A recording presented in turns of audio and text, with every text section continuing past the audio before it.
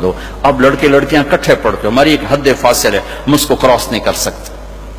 Girl friend boy friend, یہ Europe کا culture ہے جس نے نہ عورت کو عورت چھوڑا, نہ مرد کو مرد چھوڑا. نہ وہ خامند ہے, نہ باپ ہے, نہ بیٹا ہے, نہ بھائی ہے. وہ عورت نہ بیوی ہے, نہ ماں ہے, نہ بہن ہے, کچھ بھی نہیں ہے. وہ ایک ٹیشو پیپر ہے, استعمال کر کے پھینک دیا جاتا ہے. دونوں کے رشتے بے غیرتی نے مٹا دیے, دیمک کی طرح چاٹ لیا ہے یورپ کے معاشرے کو. اسپین میں تھا تو ان کا جو انسپیکٹر جنرل پولیس اور پولیس کے بڑے افسر مجھ سے آئے ملنے کے لیے, تو میں نے تھوڑی ان سے بات کی. پھر میں نے کہا میں دو باتیں آپ کو کہہ کے جا رہا ہوں جو آپ کے فائدے کی ہیں. ایک, میں دیکھ رہا ہوں آپ کا فیملی سسٹم ٹوٹ چکا ہے, اس سے آپ کی نسل تباہ ہو جائے گی.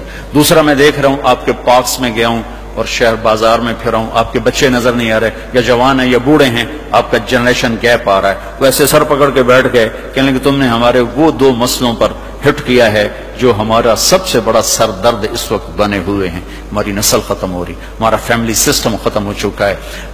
ہماری ایک حد ہے, ہماری نظر بھی نیچے ہوتی ہے اور ہم حیا کی چادر سے باہر نہیں نکلتے.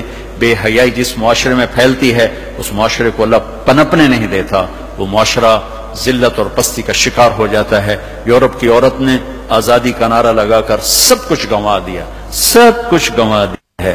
نہ ماں کی نسبت, نہ بیوی کی نسبت, نہ بہن کی نسبت, نہ بیٹی کی نسبت, کچھ اس کے ہاتھ میں نہیں ہے.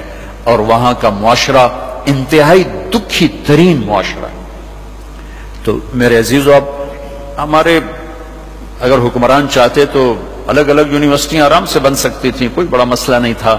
لیکن شاید کسی کو بھی یہ شعور نہیں ہے کہ میرے اللہ نے کتنی احتیاط کے ساتھ عورت کو عزت دی ہے اور اس کی عزت کی حفاظت کے لیے کیا کیا قانون بنائے ہیں, کیا کیا اس کے لیے خوبصورت طرز زندگی عطا فرمایا ہے. لیکن ہم یورپ کے پیچھے پاگلوں کی طرح بھاگ رہے ہیں اور اس کو ہم اپنی زندگی سمجھ رہے ہیں. ایک اس موبائل نے فحاشی کو بہت زیادہ دیا ہے, بہت زیادہ پروموٹ کیا. اس سے آپ اپنی فائدے کی چیز اٹھاؤ لیکن اپنے اخلاق کو برباد نہ کرو, اپنی آنکھوں کو برباد نہ کرو.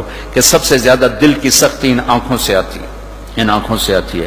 جب آنکھ غلط دیکھتی ہے تو دل کی زمین بنجر ہو جاتی, ویران ہو جاتی. اپنی آنکھوں کے پردے گرانا سیکھو, حیا سیکھو, پاک دامنی سیکھو, حد فاصل رکھو. اللہ تعالیٰ نے ہم خود تراشتے ہیں منازل کے سنگ میل, ہم وہ نہیں ہیں جن کو زمانہ بنا گیا. ہماری تہذیب ہے, ہماری ثقافت ہے, ہمارا بیٹی کا مقام ہے, بیوی کا مقام ہے, بہن کا مقام ہے, ماں کا ایک مقام ہے. ہمارے ہاں رشتوں کی قدر ہے, اس قدر کو میرے اللہ نے ہمارے دل میں بٹھایا. قرآن نے سینکڑوں آیات اتاری ہیں ماں کے, بیٹی کے, بہن کے رشتوں کو باقی رکھنے کے لیے. میرے نبی نے کھول کے بتایا ہے. تو میرے عزیزو, وہ بیریئر کراس نہ کرو ورنہ حسرت کے سوا کچھ نہیں ملے گا, ہلاکت اور تباہی اور بربادی کے سوا کچھ نہیں ملے گا. وہاں کانٹوں کے سوا کچھ نہیں ہے.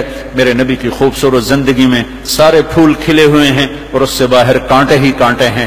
جو جائے گا دامن بھی تار کرے گا اور اپنے آپ کو بھی لہو لہان کرے گا اور حسرتوں کی موت مر کر مٹی کی چادر اوڑھ کر ایسا بے نام و نشان ہوگا کہ کوئی نہ فاتحہ پڑھنے والا ہوگا نہ کوئی دعا کرنے والا ہوگا.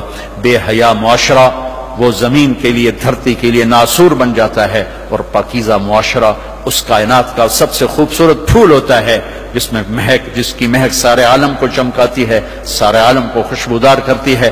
دمشق جب فتح ہوا